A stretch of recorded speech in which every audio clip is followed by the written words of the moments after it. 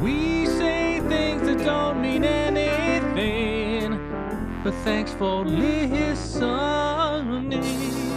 Yeah. Hello, everybody, and welcome to We Say Things, episode 195. SUNSfan here with the Cinder Man himself. Me. How are you doing? I am me today. Great to see that you have shown up again for another week of this terrible podcast. Yes. Brought to you by nobody this week, unfortunately. Oh. Other than our beautiful patrons from the In Bruges tier. Take the first half away, Cinderman. Oh boy, what is this name? All right. Thank you to Xenofork is officially an ancient creep. Happy birthday from Moz Isley Mob. Tell Patrick Monkeyman says the belch from last episode is spelled BWERUP. Also come back to Dota. Pepperballs, Charlie Sheen, T-Coil, Q-Ludes wishing everyone a great episode. Oh, how nice. Stupid Copilot, D2 Bowie, Lab Dota, Yatoro does it again, Cinderin. 3K licks lol, but also how is Valve not advertising CS2 in the last major? A disappointing no ad. Magdev gives a shout out to NADCL S4 on Twitter. Check out what's cooking for NA Dota over on their Discord, link in bio. That sounds like an ad. Good. Dear Valve, marketing is the process of promoting products or services to create value for customers and drive business growth. Disco Farm D, the Mega Pope, and I'm happy to announce that the International will be in New Zealand in 2024. TI in New Zealand. Zanxavier, Nate Thicko01, Ham Scroats, Bacon, Shark TM, Freshly Seasoned Goat Balls, Janie, Dop, Nothing to See Here, Underscore Man, Guitar Strings, Eve Remort. I'm going to make it as American as possible. Ben Broomhead is booked for TI. Let's go. Wooden Aftertaste, Anonymous, and Indonesia makes up for 43% of all visits to Ability Arena, according to SimilarWeb. Credit Reddit user Pistasi R. is Salamande, which this is Niebling's. Do you not know what Risalamande is? No. It's a dessert that you have generally, at least in Denmark, generally for Christmas. It's like a rice pudding with almonds. Shouldn't it have pistachio? Yeah, so this is a version with pistachio, apparently. Oh. I mean, it's just a nickname, right? But Okay, good to know. I've And never heard of that dessert. 43% are from Indonesia. Kind of makes sense because a lot of the audience that we have it shows up on our analytics as SCA, but a lot of it is actually China. They, for some reason, play on SCA servers. I'm sure it's through like VPN. I actually don't know why. Because with custom games, I don't see what the point is. But that is what it is. Cool stat. Thank you, Niebling. All right, quick NBA segment, Cinderin. Last time we talked, of course, it was the the semifinals let me start over. The Eastern Conference Finals. The Miami Heat were up 3-0 against the Boston Celtics. No team in history has ever come back down 3-0. Well, guess what? It got pushed to 7 games. The Celtics won 3 in a row, and this was the first time in history that the team that has brought it back from 3-0 to get to a Game 7, that's happened 4 times before. First time it's been on their home floor because they were the higher-ranked team to begin with. Oh. And they get shat on their home floor by 25 points. They got shellacked. It was rough to watch. A lot of those happening this year, some of them involving the Suns. So it will be the Miami Heat, who are the 8 seed, versus the 1-seeded Denver Nuggets. My prediction is Denver will win it 4-1. I think Miami will win Game 1 in a surprise fashion and then lose the next 4. But people have been counting out the Heat this whole time, Cinderin, and they have shown up time and time again. I'm not really rooting for either team, so... If Denver wins, where do you think they're going to go out for dinner to celebrate? What's the joke? Where do you get the best nuggets, Shannon? Suns Nuggets. That's not a food. Suns. It is to me. Okay. McDonald's, so is that your joke? They will go to the Suns if they win, is what you're saying. Your joke is McDonald's. No, it's not. I was asking you. Nuggets? I can't think of another place that has nuggets other than any of these god-awful fast food chains. If you're talking about I mean, if you're crispy gonna call your team chicken. Denver Nuggets, at least you need to have good nuggets, right? It's not a good name. I would agree. So I have one quick story. There's a player on the Heat named Duncan Robinson. Okay, he's been having a bit of a rough series. All he can do is shoot. Basically, he's a white guy. The white guys are out there just to shoot, basically. And they were up 3-0, like I said, and then they started losing, and it became more and more demoralizing each time. In Game 6, they lost on a buzzer beater. It was actually really exciting. So they're going back to Boston. He is from the New England area, the Boston area. He randomly gets added to a WhatsApp group for his old alumni. I think it was either high school or college. They didn't know they added him. They just added like the whole class to basically talk shit about the Miami Heat and how the Boston Celtics were going to win in 7. And he used that as fuel and had a good Game 7, and they resulted in the win. I just thought that was fucking hilarious. Gets added to a WhatsApp group and then wins after they talk shit about him in his own class. So, yeah, that's the NBA news, Synderen. Hope you enjoyed. Yeah, I had a great time. Great. I have a SUNSfan recommends. Okay. Nuggets. This show has completed. It is 4 seasons. It is on HBO. It is called Succession. Now, I'm not going to spoil anything, and I'll be brief. Okay. It's a fictional show that has a lot of realistic aspects to it, but it's kind of based in a way off of Rupert Murdoch, except an American version. So it's like this mogul, like big time empire, like some guy that owns a huge company that has had huge influence on politics and the country as a whole, owns a news channel, which is like they're pretending it's like Fox News. So it is. So normally when I watch a show and I really like it, like the biggest thing I take away is like character development, and I love the characters themselves. Mm-hmm. This is the first show. Every single character is irredeemable and a pile of shit, and I hate all of them. But it's so well written. It is maybe the best written, like in terms of dialogue at least, one of the best shows I've ever seen. I don't think this one is for everyone though. So just know that going, and you will hate the characters. They're irredeemable, but man, it's really well done. If you appreciate like very good ratings. Yeah, it's only 4 seasons, unfortunately. It's now completely over, but is that a bad thing? Shit. I mean, my favorite show of all time is Leftovers, and that's only 3 seasons. If they wrap it up well, then it's fine. I think more often than not, shows that get like really many seasons, it's really hard to maintain a high level, right? So I think a lot of the time it's better to like have fewer seasons that are really good and then actually wrap up the story and make it a great product. I mean, from a money perspective, obviously you want to milk it, right? But if you want to make a good show, I think it's good that it isn't like 6, 7, 8 seasons, whatever. So I think it depends on the source material or how much you can actually get out of it, because for example, like the old days, let's call them the old days now, where it's like cable TV shows where you're having like 25 episode seasons. You're just like shitting stories out, and it's just getting more and more bland. It's getting worse and worse. That's not really a thing anymore, because like with HBO, it's between 8 and 12 episodes. They're extremely high quality. You could have definitely done more than 4 seasons for this. You could have done more seasons than 3 for Leftovers, but I think the important thing is they know when it's supposed to end, and they don't push it past whatever they think it should be, because guaranteed Succession, they could have gone longer if they wanted to. So I think it's just dependent on the source material or how good the story is in general. So.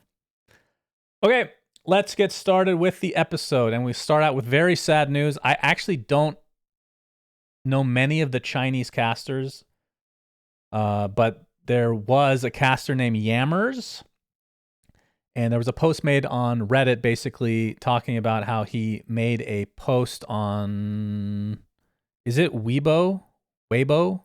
Or one of those. I think I'm not sure how to pronounce it, but yeah. I guess Weibo, maybe? I'm not sure how to say it. He committed suicide. He's a TI caster. I think he was at the last TI, if I'm not mistaken. And he was just doing DPC, and he wrote a really long, and I read the whole thing. I don't know what you want to call it. What do you call something like that? I don't know what the official word for something like this is. I mean, effectively, it's like a It's effectively a suicide note, I guess, but yeah, it's yeah. it I don't know if there's a better essentially word it for it. tells the story, and this is translated on Reddit, of like all the abuse that he endured throughout his entire life. It sounds like, I mean, I'm not going to say that it's not the same in the US or any other country, but there's certain areas, or I don't want to get too into it, but in China you can get picked on and it can be really unpleasant, and it sounded like it was very very bad based on what was written. So just wanted to acknowledge that this happened. Obviously, we didn't know him, but still very sad to hear about a community member going out that way. And if you guys have, and this is the important thing to take away from it. Of course, you can take away a lot of stuff, but um, mental health, and we've talked about this on a few episodes now. It's something you can't ignore, and I think the fact that we're able to talk about this on a more consistent basis, I think, is really good. Obviously, we don't want to read about stories like this, but hopefully other people that are having issues can reach out to, any of these hotlines, or friends or family or anybody within the scene. I think you'll find people are going to be pretty receptive if you have issues like this. Because I feel very privileged. I've never had to go through anything remotely like he wrote, so I can't even imagine what it's like. So I can't sit here and pretend like I know what it's like. But I think it's important to talk about and acknowledge.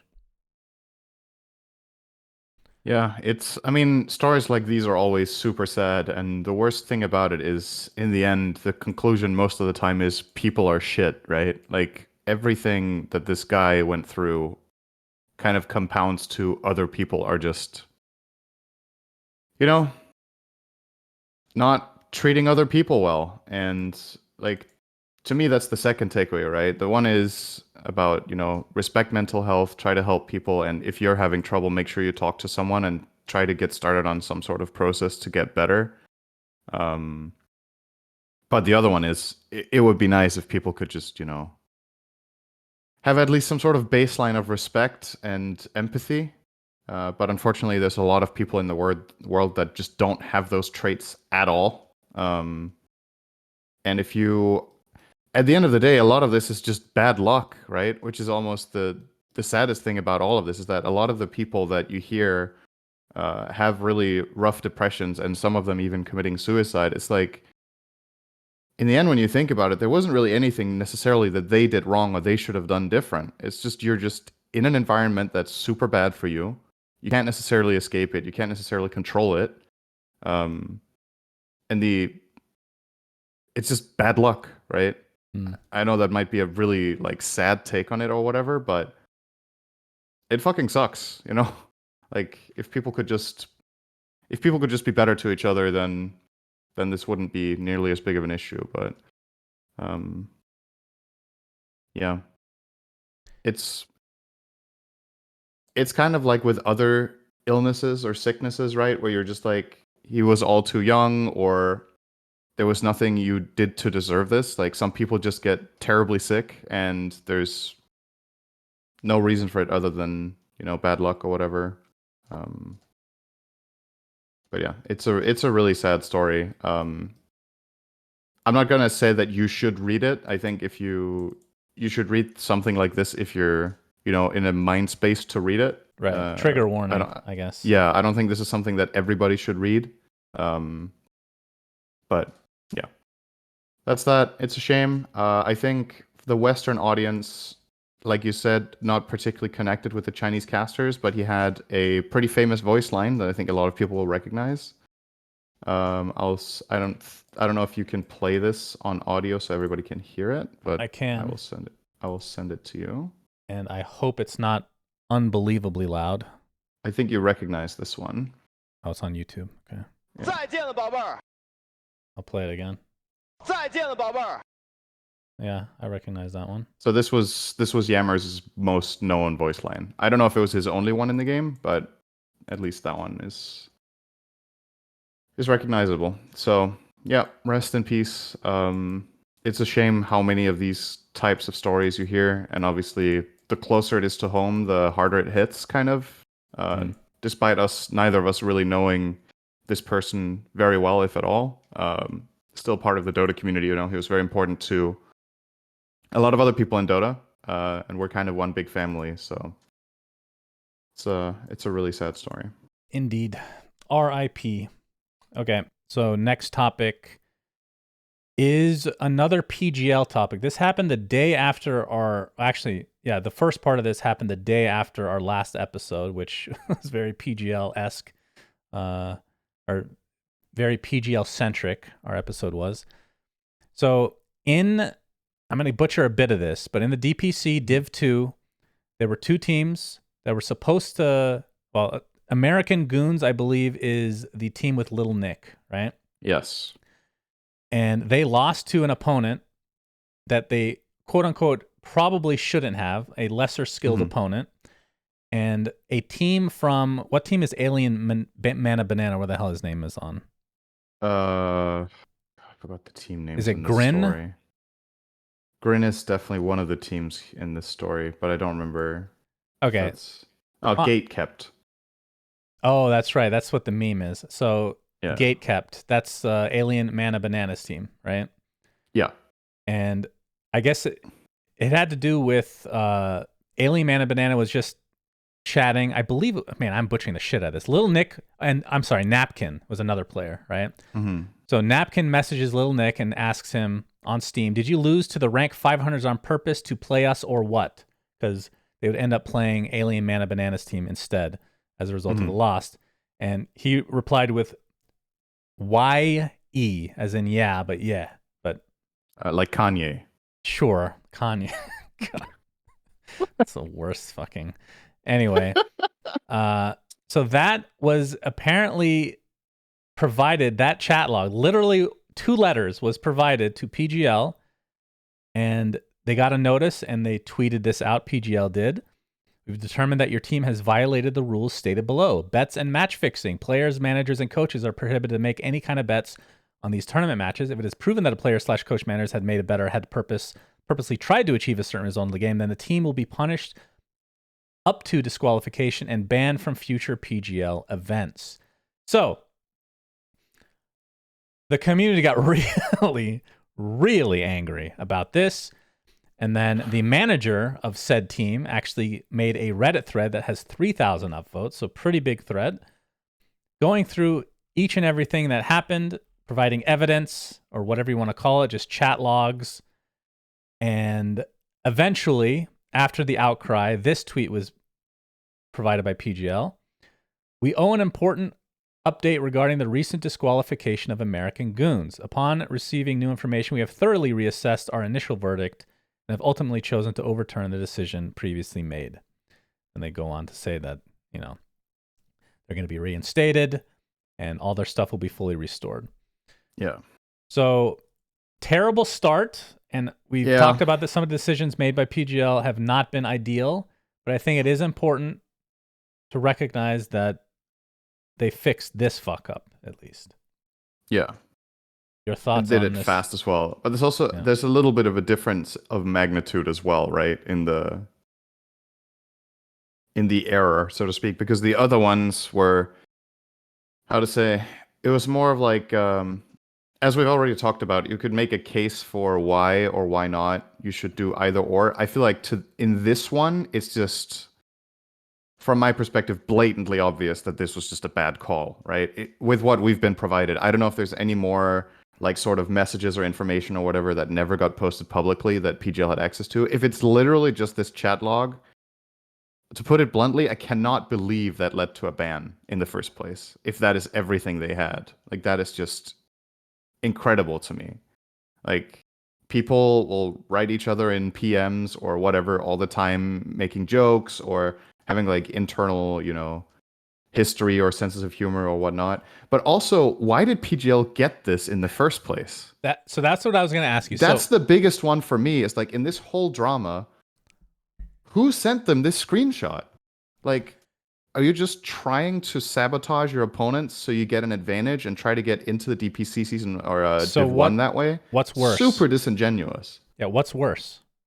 The I PGL mean, decision or somebody leaking that from that to team? me, whoever sent this to PGL and tried to get the opponents banned, to me, is the asshole here. Like, if that's what happened, that they were sent this screenshot with the intention of sabotaging the other team, that is so facetious. I don't even know where to begin. Like, you have these players on Friends on Steam, right? So you would think either they're actually your friends or you're at least, have some sort of mutual understanding of, all right, we're within this circuit, we're playing each other in pubs, we're playing each other in Pro Dota or whatnot. To send this to PGL, it's like there's two options, right? Either you're deliberately trying to get an advantage by sabotaging them, or you're just fucking trolling. And either way, it's really stupid, right? Like, but I don't know. To me, that is easily the biggest. And I think part of it thing about this. part of the It's like, uproar had to do with the fact that I know that Alien Mana Banana is one of these people that has been accused by many that I know and trust, but other people on that team as well, that they are blatantly racist. And that's what, like, not only was this team of like cuddly guys like Little Nick, everybody loves Little Nick. You know that they're innocent, they're not trying to throw. Not only do they get disqualified for something they shouldn't have, but it's the people that benefit are the literal racists, people that have actual stream evidence doing racist things recently. So it just adds insult to injury. So glad this was overturned. yeah. And obviously NA Dota cannot afford to lose anybody else. But also, do you feel like, all right, so with that conclusion, do you feel like there should be a punishment for misleading? Ooh, well, there should be a If you punishment want to for being flip the coin around, racist. you have a guy who's literally, like, whoever did this, again, I don't know who sent the screenshot to PGL or whatever, but you're literally wasting PGL's time with this and trying to, I mean, you could give them the benefit of the doubt and be like, oh, they didn't know that it was a joke, but like, come on, right? Like, seriously? Did you not know that was a joke? I don't know. So I want to give a quick shout out here as well to AUI 2000. He was a part of. I don't know how big of a part he was in resolving this conflict, but he took the time to review the matches and conclude that they were playing to win. So, you have a really prominent top tier coach taking the time out of the interest of competitive integrity and the appreciation of the region. He sits down and goes through. I don't know how long this took him to go through these games, but he obviously has nothing to gain from it, but he wanted to take the time because he wants what's good for the scene. So I just wanted to appreciate that. yeah. And that was a part of the post that they made. It's a pretty strong stamp to have on your statement that AUI 2000 tweeted out that he reviewed their matches and they were playing to win. That's I mean, a bunch of people did retweet as well. I know PPD got involved as well. Yep. There were multiple big NA names that were like, what the hell is this ban? Reverted immediately. And I do wonder. But yeah, I just wanted to give him a special shout out because of he went the extra mile basically to clear them. It's a good move. Yep. So glad to see they've been reinstated. Waiting for Fart Studios to get the same treatment, of course. And yeah, they seem to be the only person that's gotten fucked now. Bait got the benefit of the doubt, understandably so.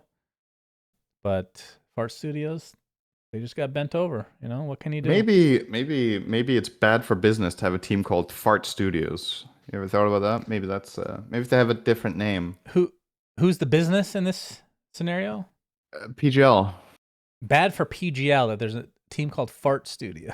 I don't know. If the leader's Fart SJ, then it makes sense, right? It's just a play off his name. So, I mean, he did officially change it in Dota after all.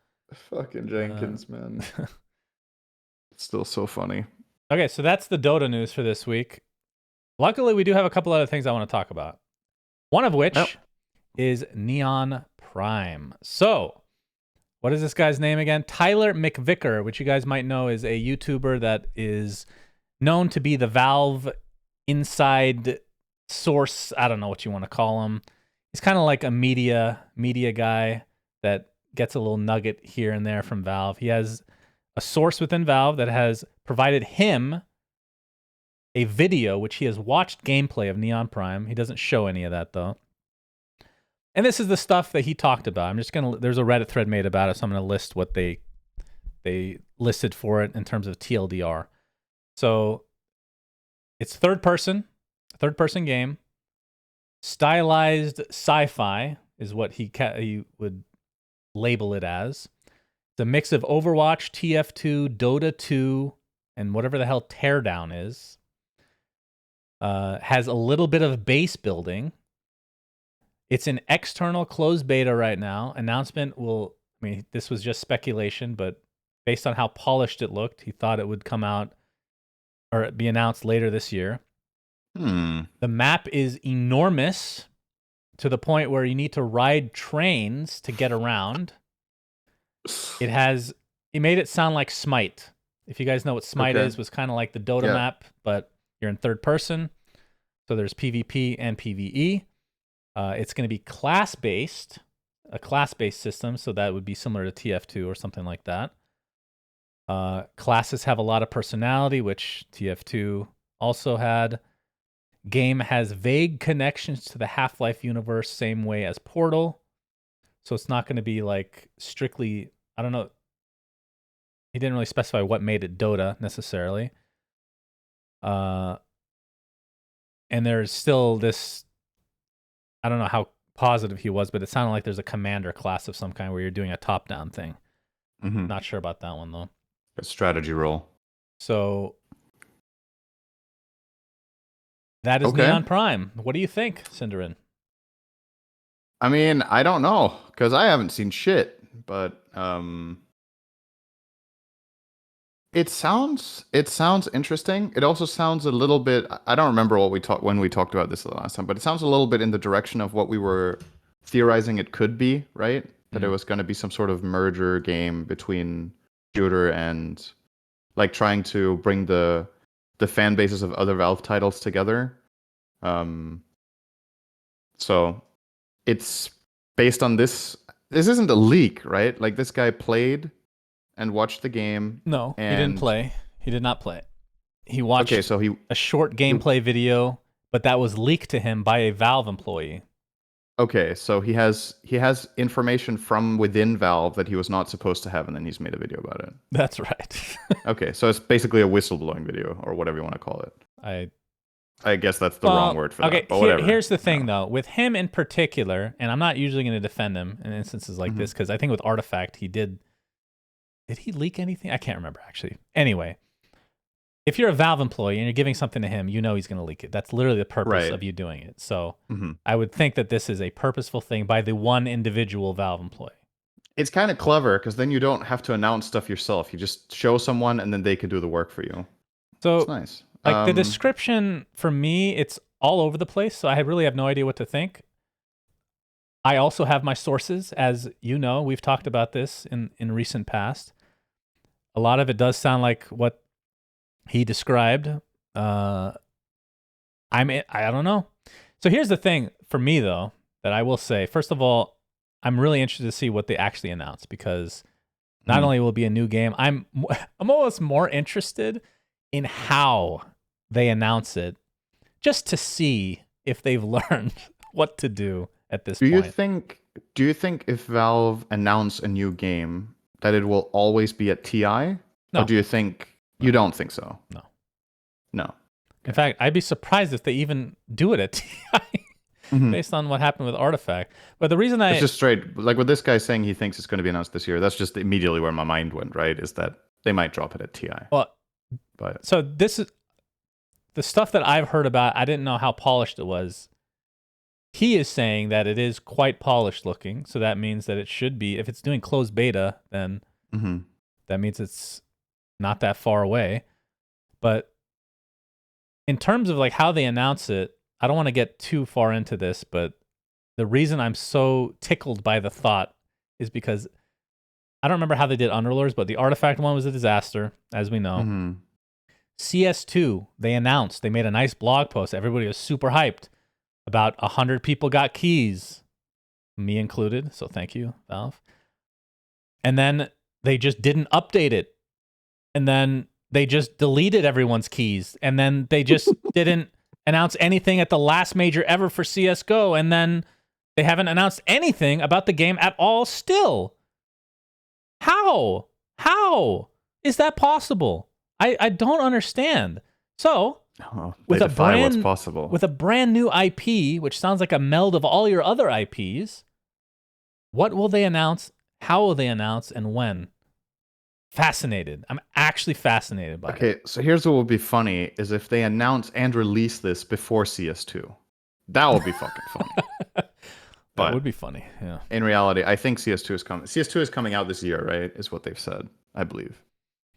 If I'm not mistaken. Wasn't it? It was meant to drop in the summer, right? I think is what they said. Yeah. Summer 2023. I mean, it could get delayed, but I don't think they're going to delay it by half a year with how far in the process they already were. Considering they've already announced the first major for it, I don't think if it's going to get delayed, it won't be anything major. Yeah. I mean, I played it. It's very playable. Just, not quite there. As we talked about with this game, based on rumors, the thing that has me most interested about this game is nothing that this guy wrote. It's the fact that if IceFrog was involved with it, I have so much higher hopes than anything else. Confirmed that he is. He did work on this. Because he still, to me, has an incredible track record of what he's been able to do with Dota, and I think IceFrog has an eye for. He just has I don't know if you would call it a gift or whatever, a talent for understanding what drives interesting patching effectively. So if the base game is any good, and he was involved in that and trying to make an interesting gameplay experience, I have a lot more faith that this could be good. That doesn't mean it will. It also depends how much of a hand he had in it, like how much power he had, how much influence he had on what was done. But as far as game devs go, he's like my number one I would trust to make a good product, because I have no reason not to. So far, but other than Peter Molyneux, right? You love him. Peter Mullen? Peter Molyneux. What's that? Black and White. Oh, I don't know if have I seen that episode? Black and White. Oh, the game. You said Black Mirror. You said Black and White. I was like, what? Have I seen that episode? Oh yeah, Black and White was amazing for sure. Yeah, amazing. Yeah, Fable. You didn't like it. That's fine. We have different tastes. Okay, so if this becomes playable, I will play it. I'll obviously give it a try. So that's the thing with me. First of all, when it comes to Valve, I did not like TF2. And I've told this story. The original announcement for TF2 was essentially what Battlefield became. And I was super high, very realistic. Had the top-down view, I believe. Like, everything about it was so epic. And they remade it 3 times in 8 years. And it just killed all the hype. And they made it cartoony. I just could never get over it. Even though I love TFC. Wait, in 8 years? Yes. So you're saying they announced the game 8 years before it came out? Yes. Holy shit! I didn't know that. So here's the thing about the thing that's hilarious about that. That's not even the record. There's a game that took like 20 years now, but after announcement. After announcement, it was like I remember being so hyped about it, and it did not come out for at least 8 years. It was crazy. Wow. And it was just totally different than the original announcement, which was the unfortunate part for me. But people love TF2, and I respect that.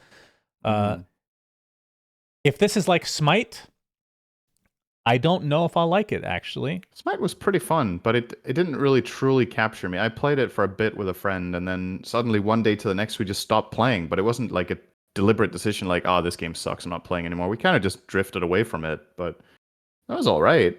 It wasn't fantastic, but it was pretty fun. I mean, I know people that like Smite. It's definitely not a game that I would want to play, but I'll definitely give it a try. I would love to play another game. I'll tell you that much. And Valve has a really good track record. I'm not going to say the game is successful. They do not have a good track record with that, but they have a good track record with me at least liking the games or loving the games. Underlords, Artifact, Dota, etc. Counter-Strike. Jesus, I've spent so much time on that. I think so for me the biggest question mark is I think let's say the camera angle is like Smite, right? Roughly, maybe a little bit higher up. I think one of the things that makes Dota so incredible is the amazing variety of spells, for example, like how unique heroes you're able to design because of the way the layout is. If you imagine you took every Dota hero and you ported it into that different view, there's a lot of heroes that kind of become unplayable, right? So I think inherently you're dampening your own creativity by changing that camera angle because there's just a lot of things you would do in Dota that you can't really do in terms of like spells, how they target, how they interact with the environment, how they look, how they are balanced around the whole thing. I think that's something again Ice Frog always did a really good job with was recognizing what makes fun and unique heroes and what crazy shit you can actually pull off that is enjoyable.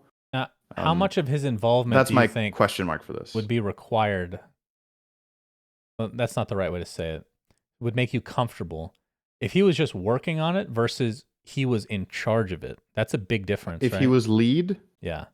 so If he was lead, I'd be very confident. Otherwise, it's like he could have worked on Artifact, Underlords. I mean, they were great though, so you know. He was lead on Dota in the sense of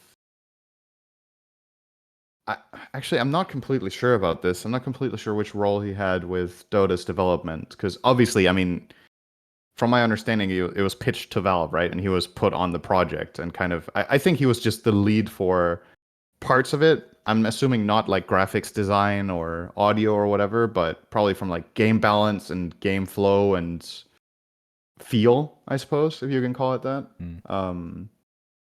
If he has a similar role with this, I'm definitely pretty confident that it's going to be a good experience. But yeah, we'll see. It's a mystery, and I think either way, this is at least a year away, right? Surely. Would you be interested in casting potentially with me? Yeah, if this is a good game, of course.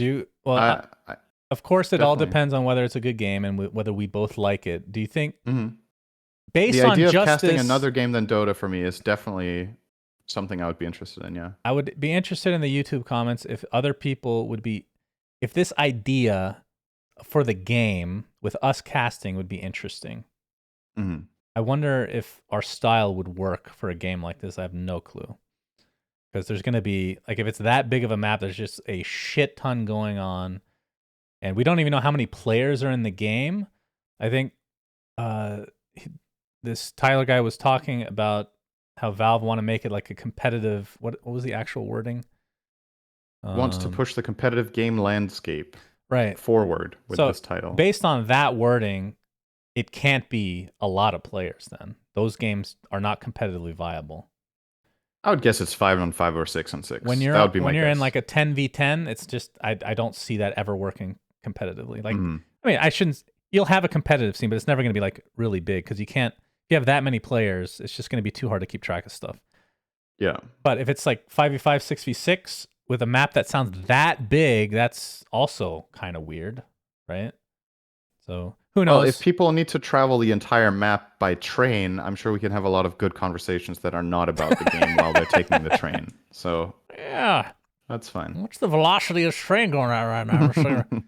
So yeah, this information's still a bit vague, but cool to hear some new information about the upcoming Valve game Neon Prime. I'm always excited with new Valve releases, even if it's CS2, which I know a lot of people weren't excited about. I was very excited about that. So in terms of my outlook, I'm expecting great things. And we haven't even talked about like what the potential monetization would be either, right? That is going to be another fascinating thing to watch because with the whole free-to-play, they've done everything free-to-play now, right? So you have Dota, which is free-to-play. Yeah. Then Underlords was free-to-play. Artifact was not, and it failed horribly. So I think they regret not making it free-to-play. And then CSGO originally was like $20 to buy, and then they eventually made it free-to-play. Yeah. So I would be very surprised if it's not free-to-play based on their track record. But who knows? And I think my final, the biggest challenge for this game, if it's trying to be what he says it is trying to be, is can you capture the Dota audience? I think the Dota audience is like the hardest audience to win over because they just play so much Dota and they just care about Dota more than anything else, right? We've talked about that with Twitch viewership, how Dota is like an island where a lot of other games have like more more mixing where someone watches this and by extension they also watch this, and these people that they watch play multiple different games and they play together with other influencers or streamers or whatnot. And there's like this web of how people spend their hours on Twitch. Dota viewers watch an overwhelming amount of Dota compared to any other game. So if you're trying to win them over to try your new game, you need to give them a really good reason to not play Dota and play this instead. I think that's the Didn't you ultimate hear? challenge. They're gonna give you Dota Plus shards for playing. Oh. Yeah, give Dota rewards in Neon Prime to get the Dota players to play. That's a funny idea.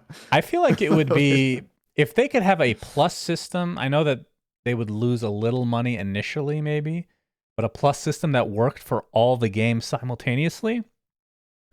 That would be pretty hype. It's a bit like what Blizzard have going, right?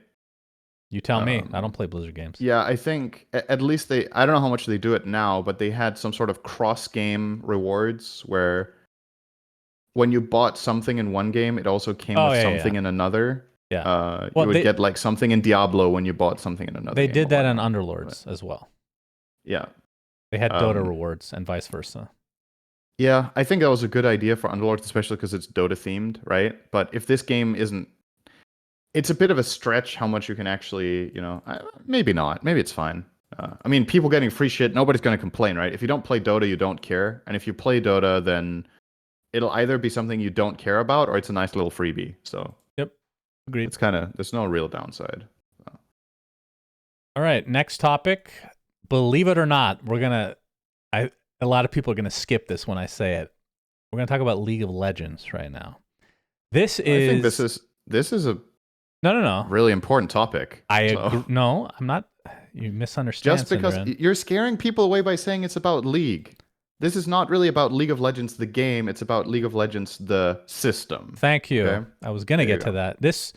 Think of this as a test bed for what is potentially to come for all esports. This is, I would call it an unprecedented event in esports as a whole. So I'm not going to, Nikki had to explain a lot of this to me. I will not even pretend to know a lot about LCS and the way that Riot runs their league system or their tournament system. You probably know more than me.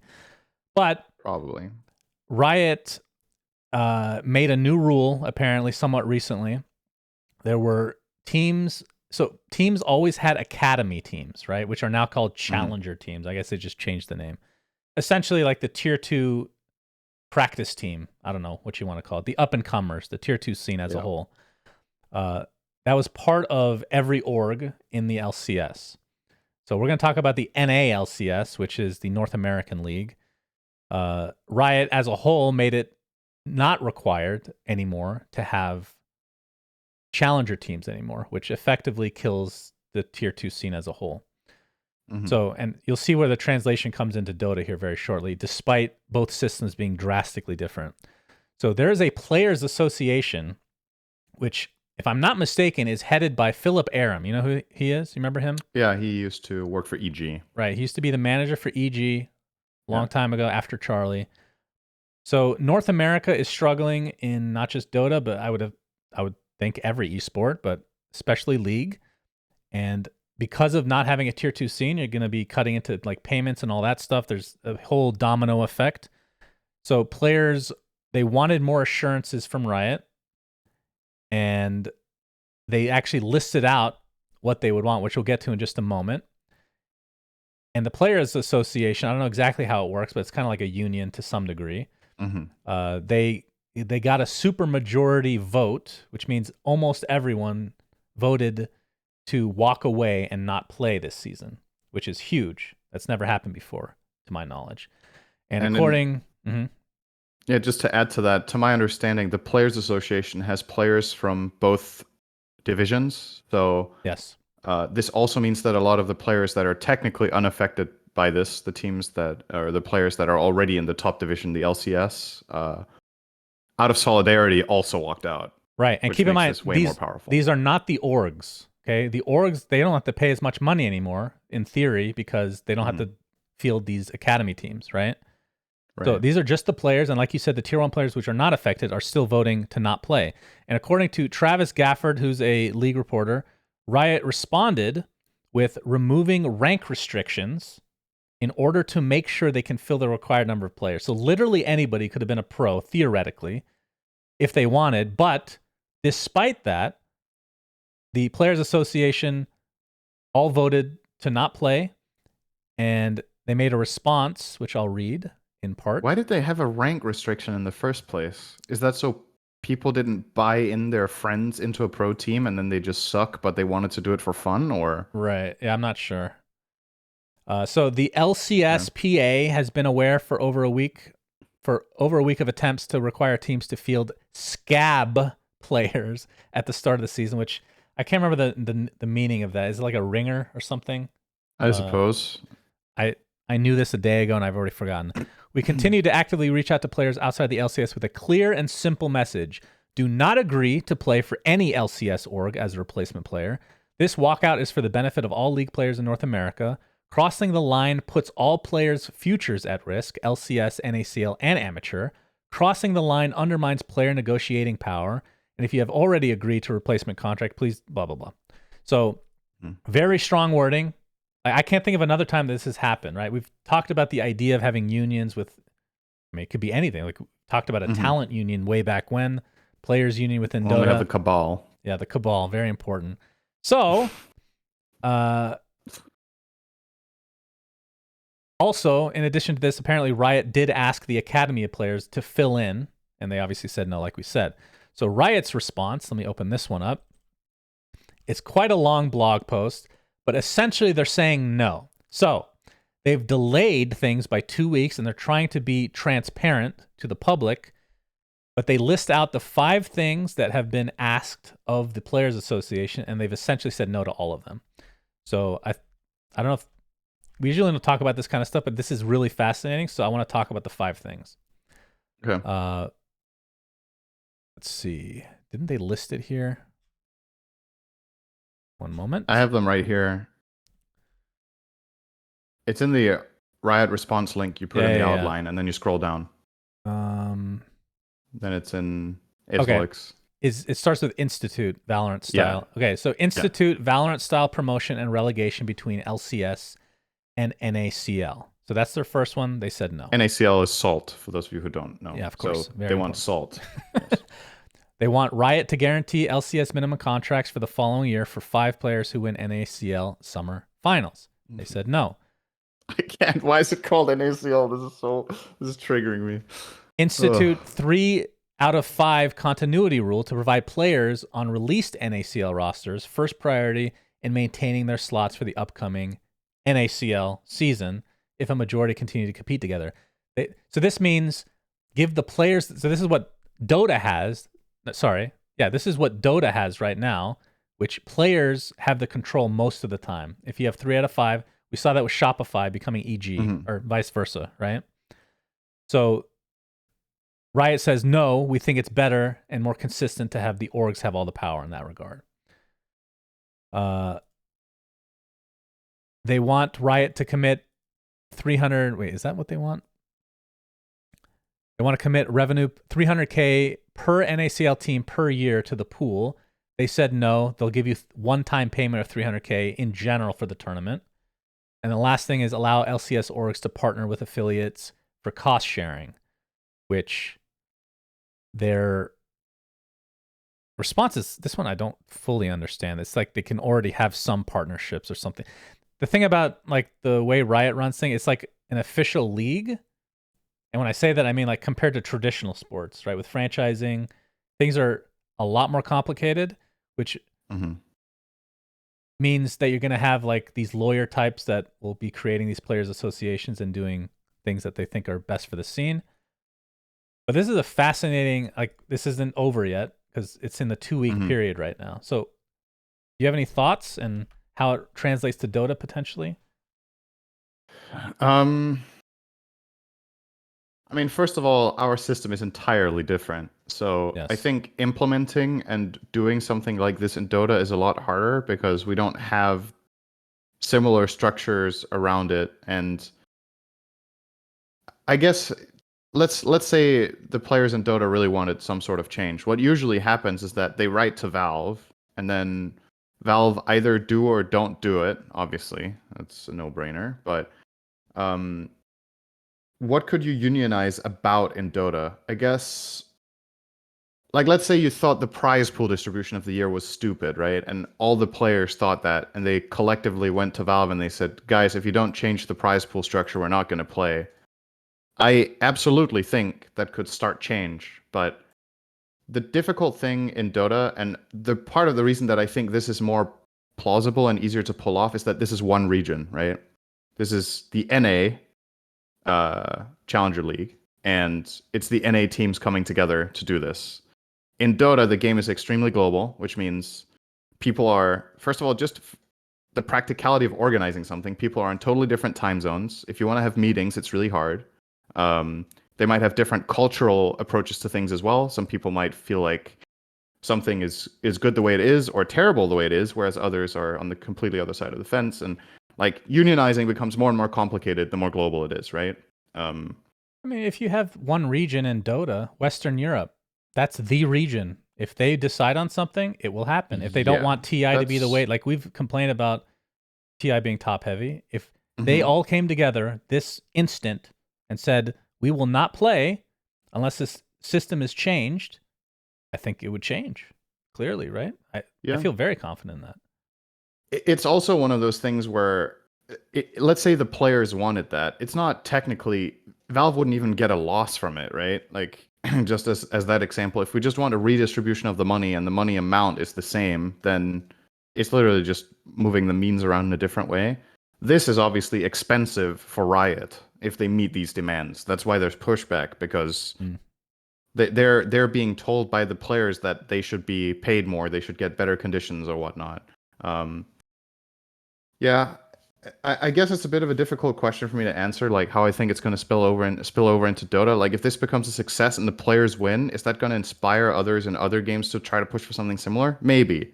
Um, but I also think it's important to remember that the overall structures are very, very different. And if this is a success, that does not mean that organizing it and doing it in Dota is equally easy or equally likely to be successful. And the problems that these players are facing are different than the Dota players altogether to begin with. Um, Ironically, I think some of the things that these players already have in League would be really good if we had it in Dota, but obviously they want better conditions. But I think a lot of there's certain things about the league structure that would really benefit Dota from my perspective. But I think Valve just full out just doesn't agree with it and don't want to do it. And peace be with that. Like it's their game. If they don't want to run a pro scene in this way, then they don't have to. They But clearly have a good scene as it is. So it does make sense on some level, like from Valve's standpoint, like the two ends of the spectrum. One is hands off completely. So in a yeah. way, the way that the scene is run, even with like tournament organizers, everybody from top to bottom, is kind of like very lax in a way, right? Hmm. Compared to League, where you have franchising, like teams have to buy their way in for tens of millions of dollars or however much. Things are taken much more seriously. As a result, you kind of have to have a players association. You have to have these things because you're mimicking traditional sports. So that means you can Yeah, actually, it makes more sense to copy paste what they're doing almost to a T. Because if you for don't, you're sure. going to get fucked hard, right? And I don't know what sport Dota compares to. That's the thing. I don't have a reference for Badminton, pickleball. Sorry, pickleball. Very, like very like casual. You know, what's a similar sport and what do they do, right? Like what do they do in pickleball? nothing. They don't do anything. It's like, well, there you go. There's your analogy right there. I mean, it's I think more than anything for me when I hear about this, first of all, power to the players and the orgs, or I guess it's not really the orgs in this instance, it's mainly the players. First of all, I'm proud of them for doing this because I know that doing this with pro players in any esports, I would say, is difficult to pull off because players have all sorts of different motivations, as we've talked about countless times on this podcast as well. Like the players are young, they might not truly understand the big picture of what's going on. They just want to play video games and make a living and enjoy themselves and get famous and make friendships. Um, the fact that this is such a wide congregation of teams that have been able to pull this off, I think is very admirable. And I hope they find success with it. I don't know if I can't sit here and say their demands are reasonable because I don't understand the system well enough to be like, yeah, Riot should absolutely do this. The players are 100% in the right. But likely, the way it usually is with stuff like this, if so many teams are coming together, they probably have a pretty good argument and a pretty good case for what they're asking, at least partially. And I would imagine the way it usually is with stuff like this, the players are probably pushing for more than what they would settle for. So if Riot is willing to meet them maybe halfway, that would already be a really big win. But yeah, the full-on strong arming that Riot have done so far is, I don't know if it's surprising. Is it surprising to you based on Riot's like track record of how they run stuff, or was this what you would have expected, that they're just going to ice them basically? I mean, I don't know if it was expected, but like the whole arming mentality, yeah, that does sound like a Riot thing. Right.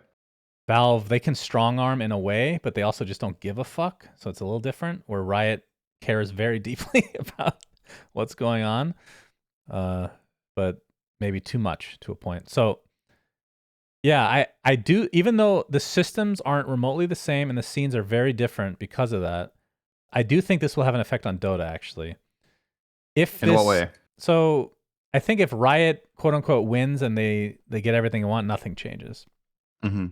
But I do think this is kind of one of those groundbreaking cases where you'll have this domino effect of player empowerment. We've seen this in traditional sports with the NBA, where What started it there?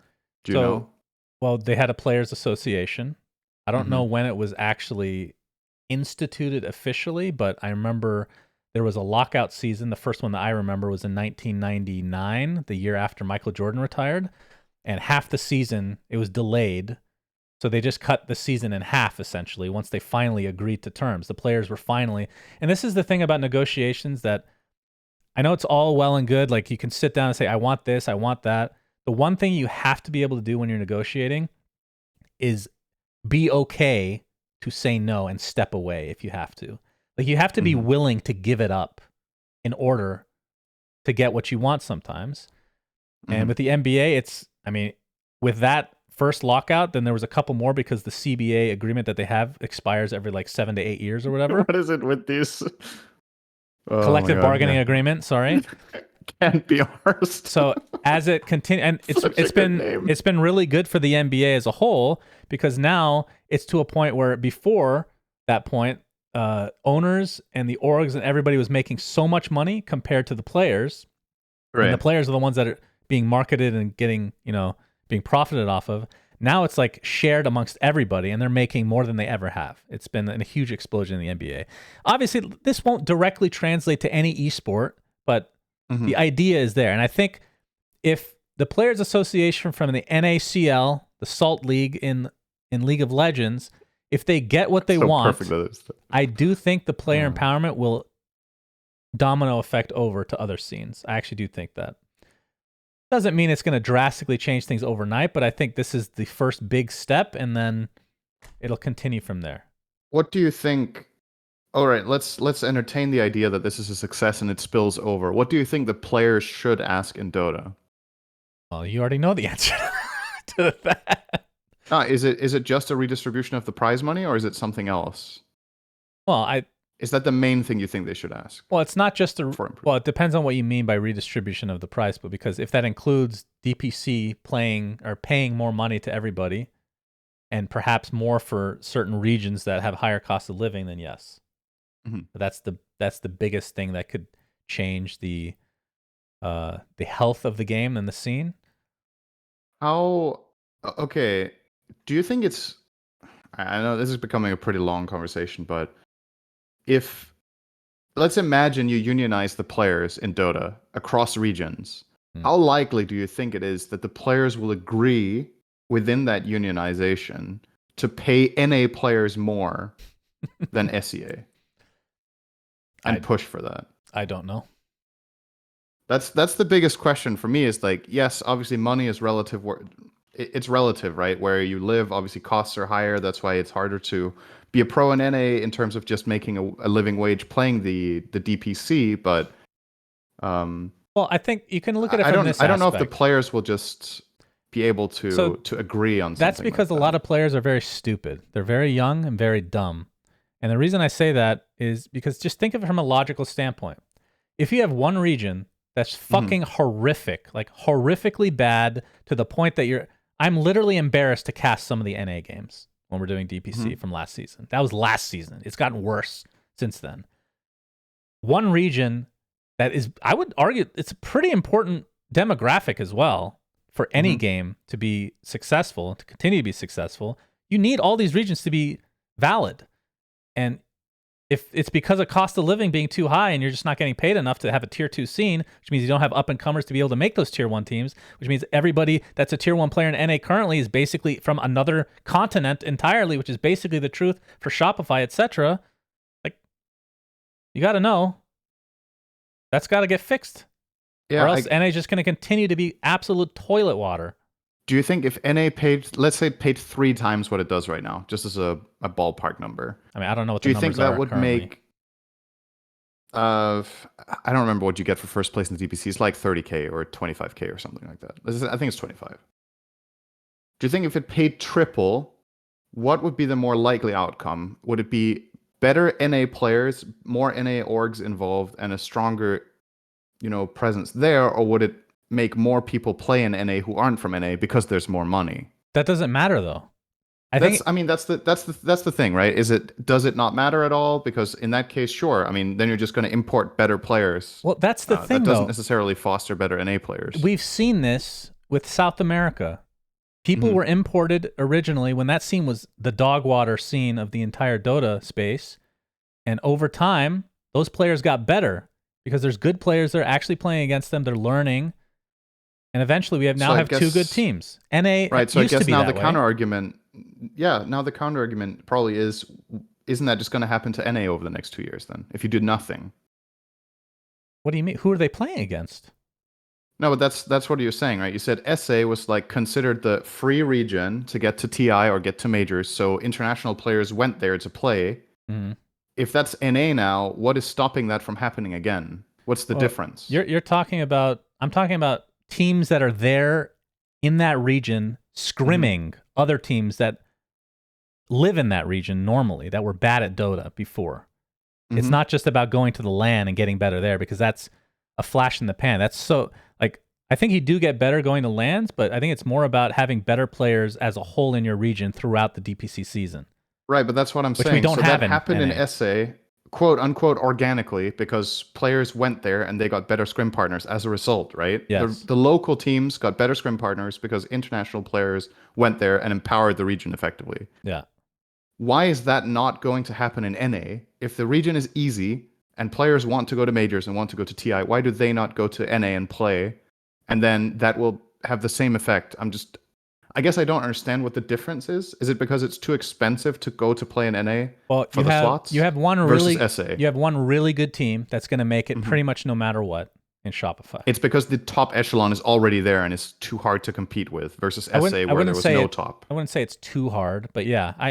If I was making a team and I had European players, I would not let them play in fucking Western Europe. There's no way.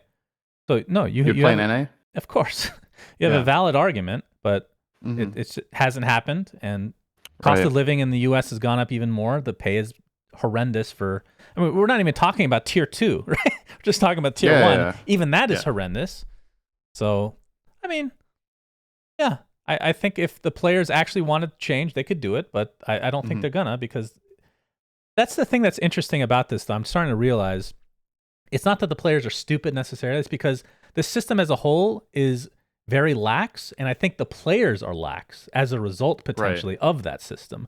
Whereas in League, everybody's a part of an org, everybody's a part of Players Association. Like, things are just much more official to a T, which has its drawbacks, but also has its pros, which in this case is solidarity to try and get something actually done in the scene, right? Right.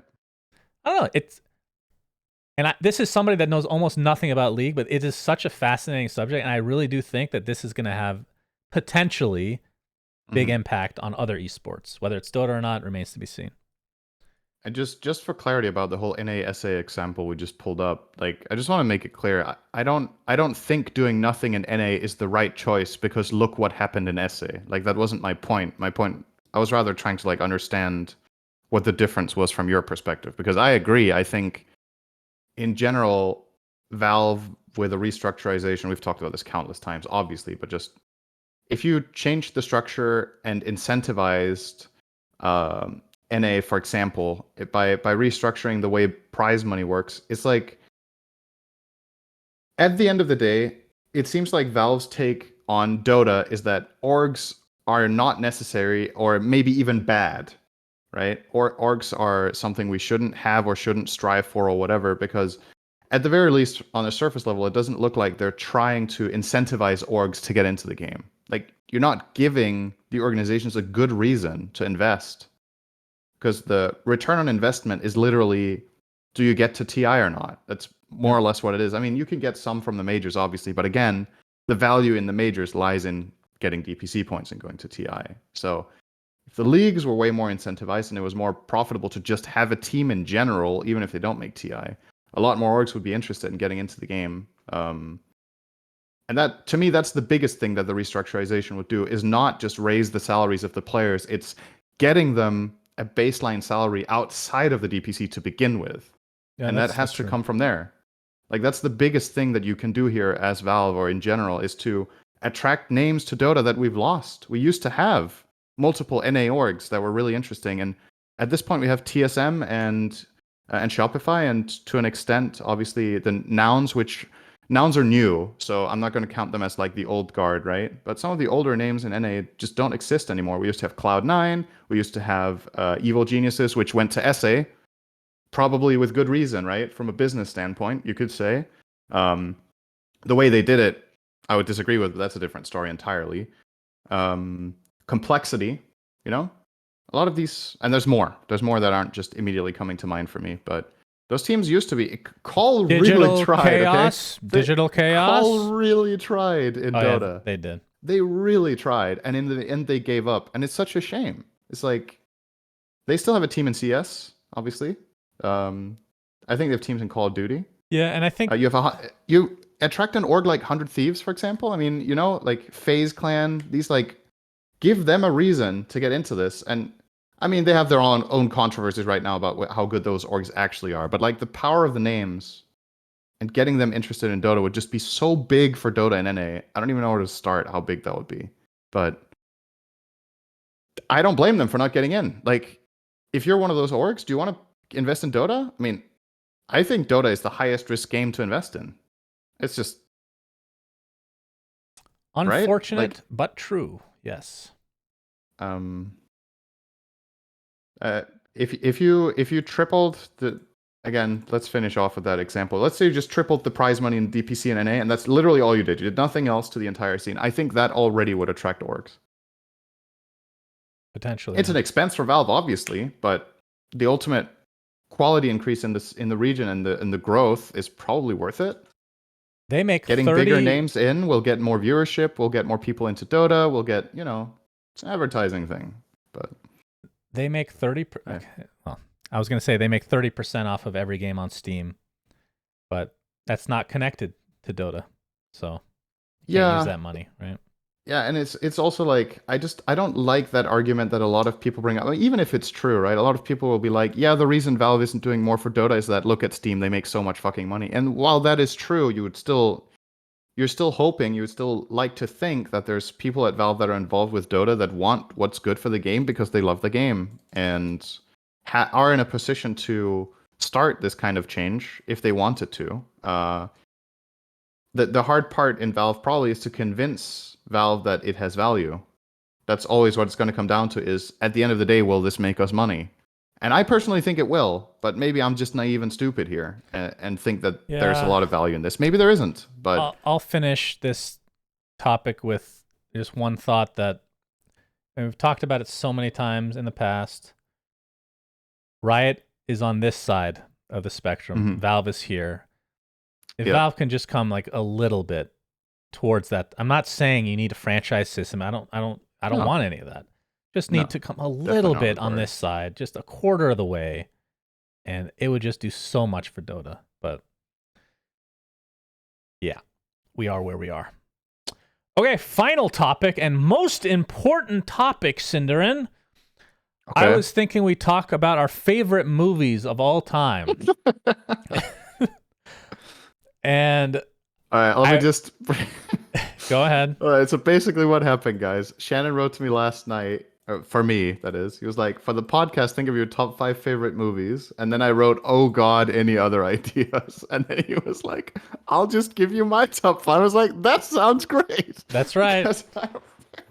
So here comes Shannon's top 5 movies. The reason that I wanted to do this is because I've done a lot of SUNSfan recommends TV shows and occasionally movies, but we haven't really talked about my actual list, right? I think we have, haven't we? Have we? Boy, it's been long enough that we should do it again. We can revisit it. I'll tell you if it sounds familiar. Well, Okay. I've mentioned a few of these movies, of course.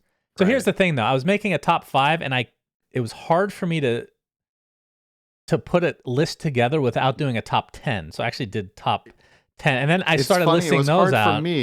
It was hard for me to make a top 5 favorite movies because I was struggling to think of 5 movies to begin with. Right.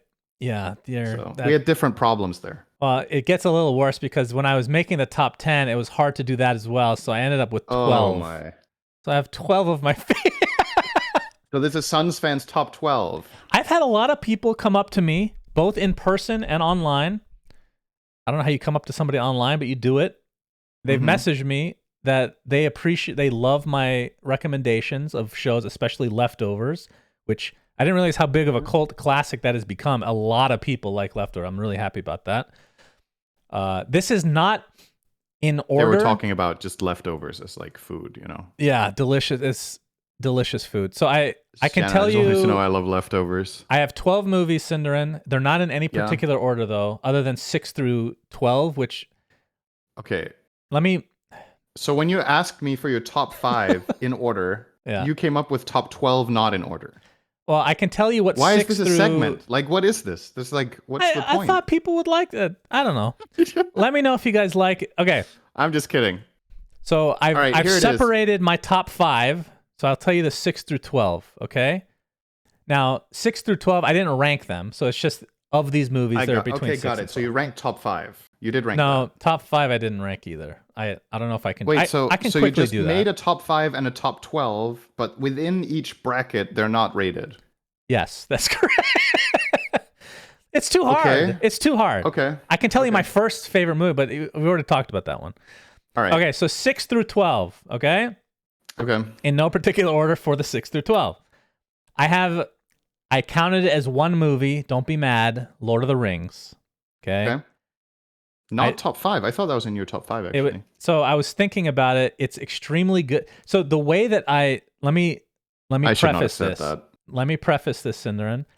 These are so when I say favorite movies, I don't mean the best made movies of all time. That's totally different. Because it's the ones that if you were to watch a movie, these were the ones that you would go to watch. These ones make me feel a certain way that I really like. It's like watching Leftovers 4 different so then times. Your top 100 movies are fucking ASMR. I discluded ASMR YouTube videos. Okay, that doesn't count. That's a disclaimer as well. Yeah. So 6 through 12 in that category, Lord of the Rings is there. Unbelievable trilogy, best trilogy of all time, easily. I just got this mental image of like a 2-hour ASMR movie in the theater. Dude, people are just sitting there, and it's literally just Amaranth licking a fucking microphone for 2 hours, and people just pay like $30 to go watch that. That sounds amazing. Do you have headphones, or is it just blasting at you with these Bose speakers? Oh, you would be there, though. Can I get through this list, for God's sake? No, this is way more fun. All right, go ahead. All right, one movie. This is the only movie I have not seen semi-recently, but I love it a lot, even though it has a bad person in it. Okay. American Beauty. Is a very good movie, yes. Despite having Kevin Spacey, who used to be one of my favorite actors, this movie is S tier. I would highly recommend. So a lot of these movies are actually very good. Slightly older. By older, I mean when I grew up, of course, since I'm ancient at this point. Another movie that is a rom-com. It's the romantic comedy. I like my romantic comedies. Most of them are garbage. I'll agree. When Harry Met Sally is amazing. That is...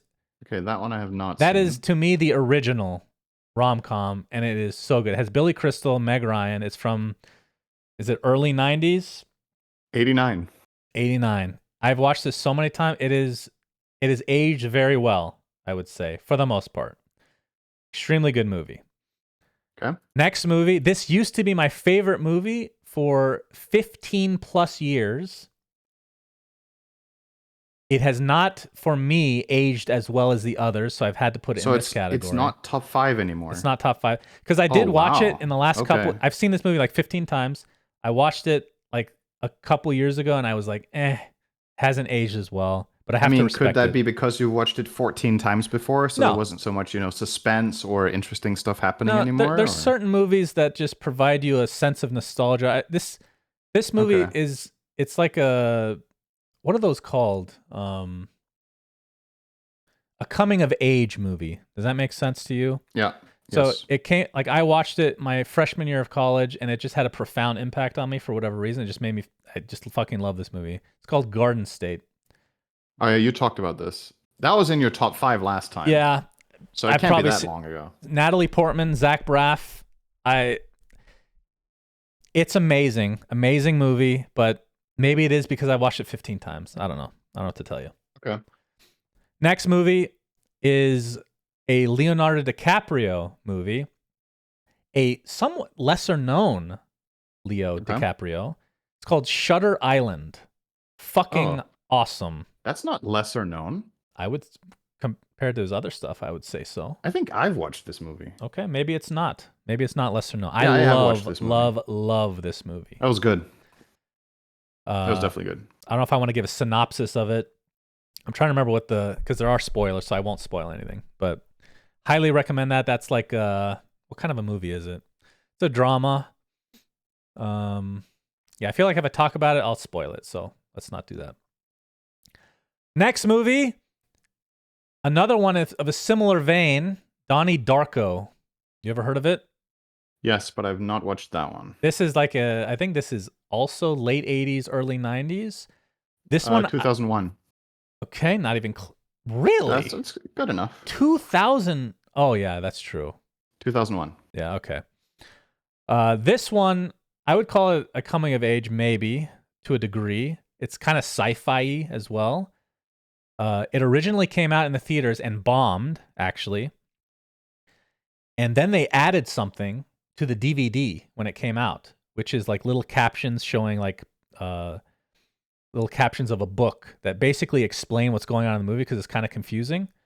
And with those, apparently it's become a cult classic now. So Donnie Darko would highly recommend for people. And the final movie in this category, which I think we've talked about, is Ex Machina. Yeah. Sci-fi. It's about a AI robot, except the thing I like about, usually I don't like sci-fis unless they're like quite realistic in terms of, like, even if it's like futuristic, it could be, this is something that could happen. As long as it's well done in that regard, I think I'm big fans of, like, The Martian is it's not on my list.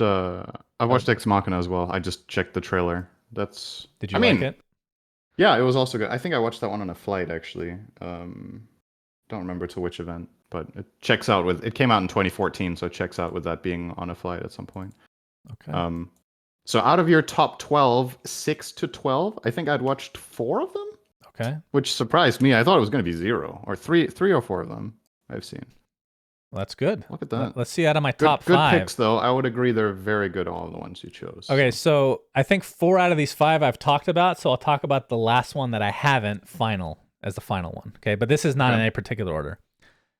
Matrix, original. We've talked about this already. Classic. Mm-hmm.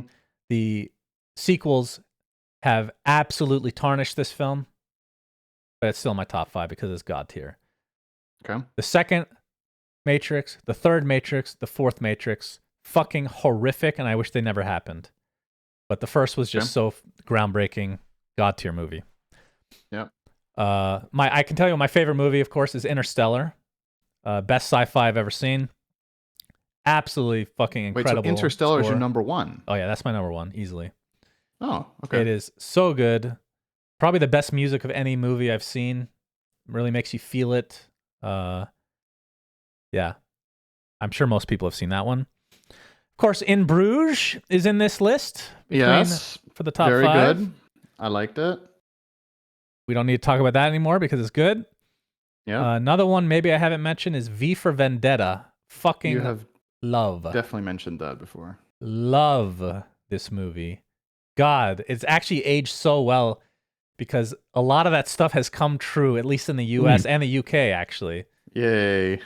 So happy that movie aged well. Yeah, I think the only actor, if I'm not mistaken, that is in multiple movies in my top 5 is Hugo Weaving. That guy is a god. That's the agent from Matrix, and he's V in V for Vendetta, which a lot of people might not know. And he's also in Lord of the Rings, which is in my 6 through 12. So apparently I love that guy. Okay, and then the final movie, this is one you may probably have not heard of, and it's the only movie, if I'm not mistaken, that is poorly rated on Rotten Tomatoes, which boggles my mind.